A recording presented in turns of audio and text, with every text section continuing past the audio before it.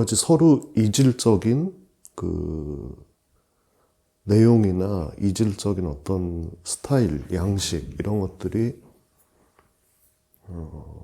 절충적으로 이제 뒤섞여 있다는 의미에서 섞여 있다는 의미에서 절충주의라고 이름을 붙인 거거든요. 이제 이클렉티시즘이라고 부르는데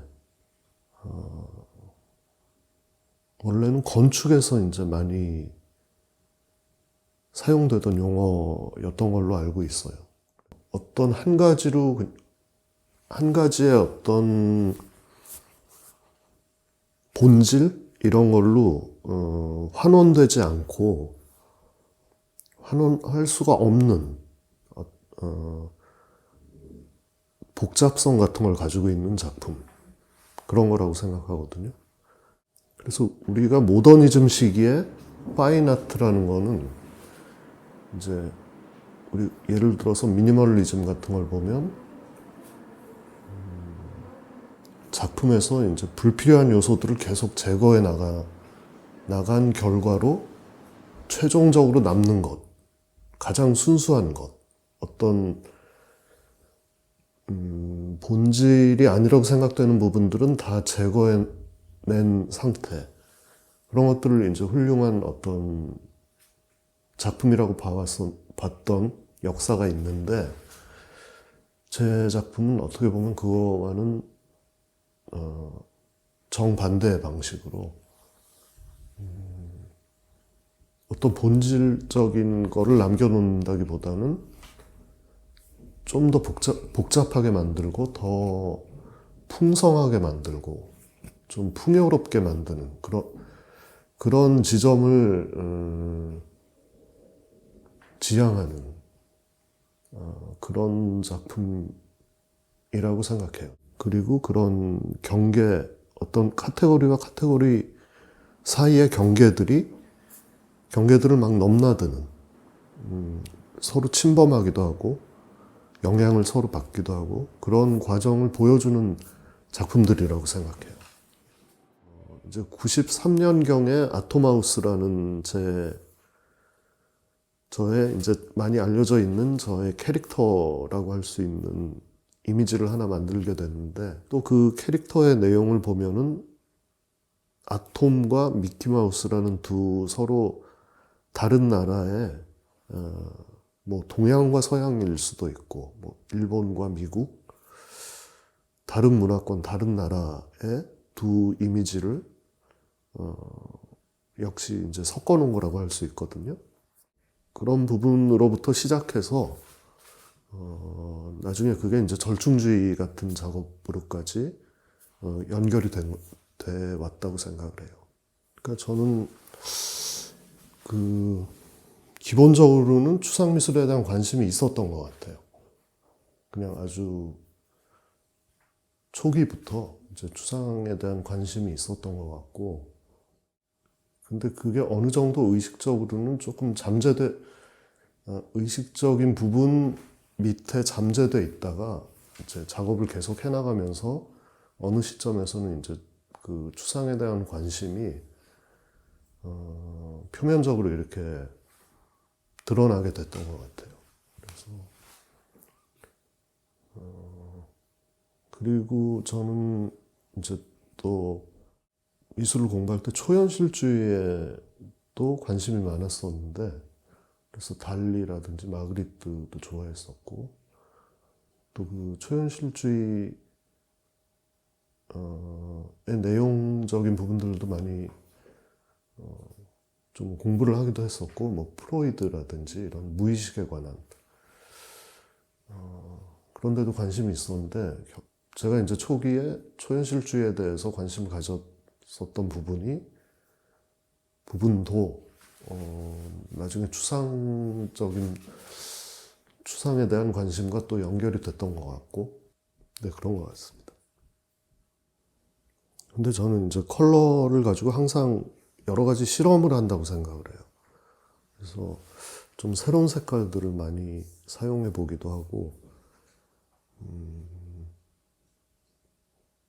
아주 이렇게 상업적인 어떤 매체들에서 사용하는 컬러들, 이런 것들을 사용할 때도 있고, 어떤 때는 이제 굉장히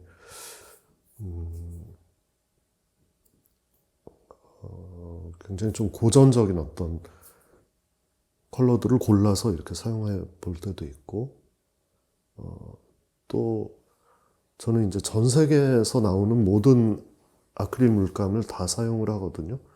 제가 구할 수 있는 물감들은 다 구해서 뭐 네덜란드라든지 미국, 일본 제품도 사용하고 한국 제품도 있고 독일 브랜드, 전 세계에서 나오는 모든 컬러들을 이제 될 수 있으면 많이 수집을 해서 그 컬러들을 가지고 계속 여러 가지 방식으로 실험을 한다고 생각하는데, 예, 그런 식으로 계속 어떤 컬러에 대한 좀 탐구, 어떤 실험 이런 것들을 계속 하게 되는 것 같아요. 그러니까 제가 처음에 만화 이미지를 가져다가 작업을 할 때 제가 이미지를 새로 만들어내거나 하지는 않고 기존의 만화, 기존에 이제 뭐 출판됐거나 기존의 이미지들을 이제 차용해서 그 이미지를 가지고 회화 작품을 만들었었어요. 그 당시에 사용했던 이미지들은 우리나라 만화들, 한국 만화들 중에서도 80년대나 70년대, 또 어떤 경우에는 더 예전 막 20세기 초반에 그 시대가 한참 지나간 옛날 만화들, 이런 것들을 사용하기도 하고 그랬었거든요. 또 모던보이 뭐 이런 작품들의 경우에는 우리나라 역사에서 우리나라의 뭐 일본의 식민지 시대라든지 그 당시에 한국의 어떤 그 사회적인 모습, 또 뭐 정치적인 어떤 상황, 이런 것들이 다 복합적으로 이렇게 압축돼서 이렇게 담겨져 있는 이미지라고 생각을 했기 때문에 그런 것들을 사용하기도 했었고, 제가 만화 이미지를 가지고 실험을 시작한 거는 거의 학교에 다니고 있을 때 한 88년경부터 이제 이런저런 작업들을 시작을 했던 것 같아요. 그래서 이제 처음 제가 했던 작업은 둘리라는 이미지가 들어간 작품, 둘리였고, 그 다음에 고바우라고 한국 시사 만화, 신문에 이제 실리는 그 좀 사회 풍자적인 어떤 만화로 한국에서는 굉장히 유명한 작품이죠. 고바우 영감, 뭐 이런 이미지들을 가지고 작업을 했었고, 93년도에 괴물들이라는 작품을 하게 됐는데, 제가 88년부터 시작해서 해왔던 다양한 종류의 만화 이미지들을 좀 한데 모아놓는 듯한 느낌으로 가져와서 전시를 했던 것 같아요. 그때 이제 아토마우스라는 작품도 거기 괴물들이란 작품의 일부로 전시가 됐고, 그 괴물들에는 제가 또 직접 그냥 창조해낸 이미지들도 있었고, 좀 그 괴물들이란 작품에서 여러 가지 이미지들을 사용했던 것 같아요.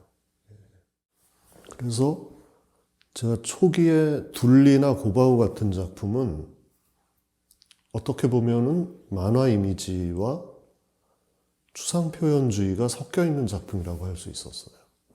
그래서 굉장히 추상적인 요소와 만화 이미지를 가져왔다는 그 아이디어, 개념이라고 할 수 있죠.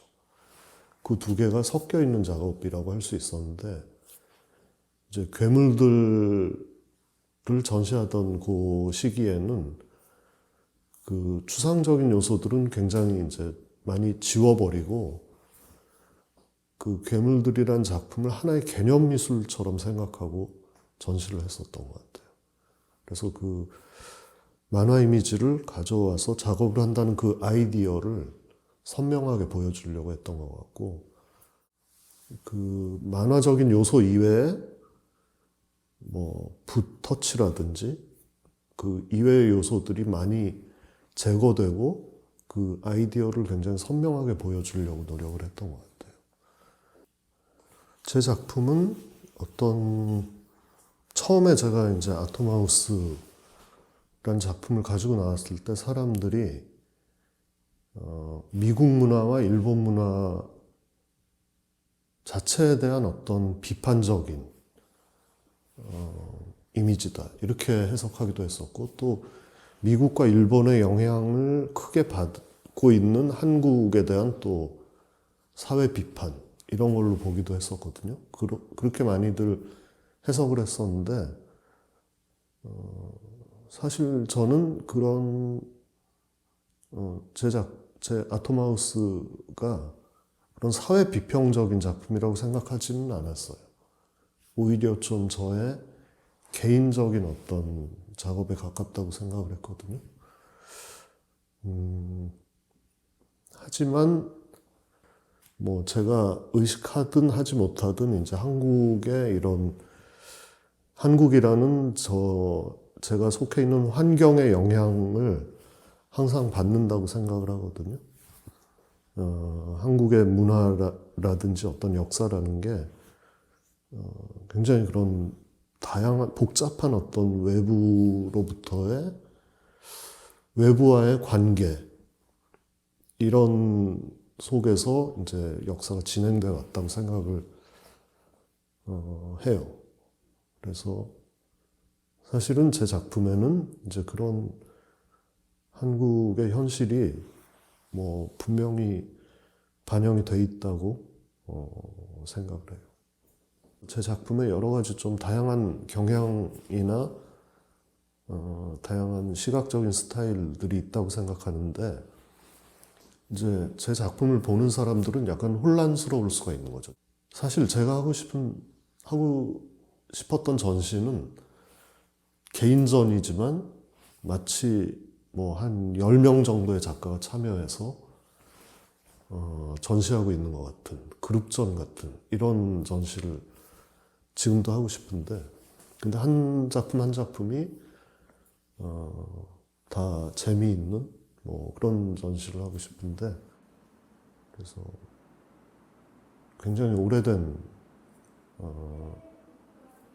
오래전부터 생각하고 있지만 아직 실행하지 못하고 있는 작품에 관한 아이디어들이 있습니다. 그 아이디어들은